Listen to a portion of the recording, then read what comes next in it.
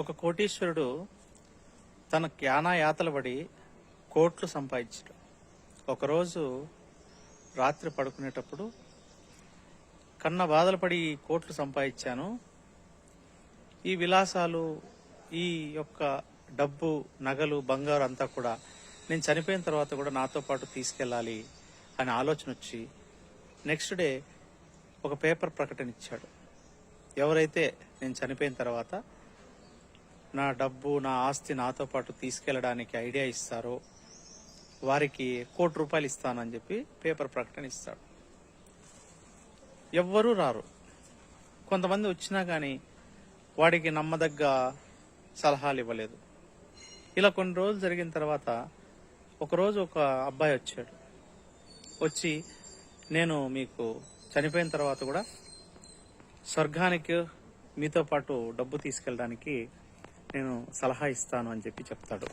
అప్పుడు నిజంగానే అతను ఆతృతగా అబ్బాయిని ఆఫీస్లో తీసుకెళ్లి కూర్చోబెట్టుకొని ఏం సలహా ఇస్తాడు అని చెప్పి ఆ అబ్బాయిని పదే పదే ఎలా ఎలా ఎలా అని అడుగుతుంటే ఆ అబ్బాయి రిలాక్స్గా కూర్చొని, సార్ నేను సలహా ఇస్తాను, మీరు పాటిస్తే దాని ప్రకారం మీరు సంపాదించుకున్నటువంటి ఈ డబ్బు మొత్తం మీరు మీతో పాటు చనిపోయినా కానీ తీసుకెళ్ళవచ్చు అని చెప్పి చెప్తాడు.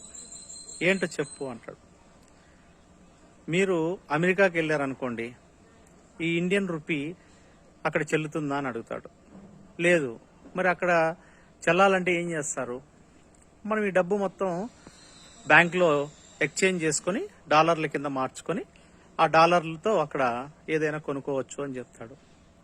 అదే మనం జపాన్ వెళ్ళామనుకోండి, అక్కడ జపాన్ డబ్బులు మార్చుకోవాలి. రష్యాకి వెళ్ళామనుకోండి, రష్యా డబ్బులు మార్చుకోవాలి. అవునా కాదా? అదేవిధంగా మీరు మీతో పాటు స్వర్గానికి ఈ డబ్బు మొత్తం తీసుకెళ్లాలంటే మనం ఈ డబ్బు అక్కడ చెల్లదు, మార్చుకొని తీసుకెళ్ళాలి అని చెప్తాడు. అది ఎలాగా, ఏ బ్యాంకు, ఎక్కడ అని అడుగుతాడు. ప్రతి మనిషి పుట్టినప్పుడే స్వర్గంలో ఉన్నటువంటి బ్యాంకులో అకౌంట్ ఓపెన్ చేసి మనల్ని ఇక్కడ కిందికి పంపిస్తారు.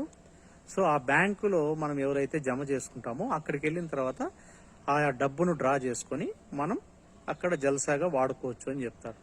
అది ఏ బ్యాంకు, ఎలాగా, దాన్ని ఎలా ట్రాన్స్ఫర్ చేయాలని ఆతృతతో అడిగితే మన దగ్గర ఉన్నటువంటి ఈ డబ్బును పేదవారికి ఇచ్చి పుణ్యం అనేటువంటి డబ్బునుగా మార్చుకొని మన అకౌంట్లో వేసుకోవాలి, ఆ పుణ్యాన్ని మనతో పాటు తీసుకెళ్ళాలి సార్ అని చెప్తాడు. ఆ అబ్బాయికి ఆ యొక్క ఆన్సర్ చెప్పగానే ఆ కోటీశ్వరుడికి నచ్చి ఆ అబ్బాయికి ₹1,00,00,000 ఇవ్వడమే కాకుండా ఆ రోజు నుంచి తన దగ్గర ఉన్న డబ్బు పేదవారికి సేవ చేస్తూ, సహాయం చేస్తూ, పుణ్యం అనేటువంటి డబ్బుగా మార్చుకొని తను వెళ్ళేటప్పుడు తనతో పాటు స్వర్గానికి తీసుకెళ్లాడు. ఈ విషయాన్ని అందరూ గ్రహించాలి. సాయిరాం.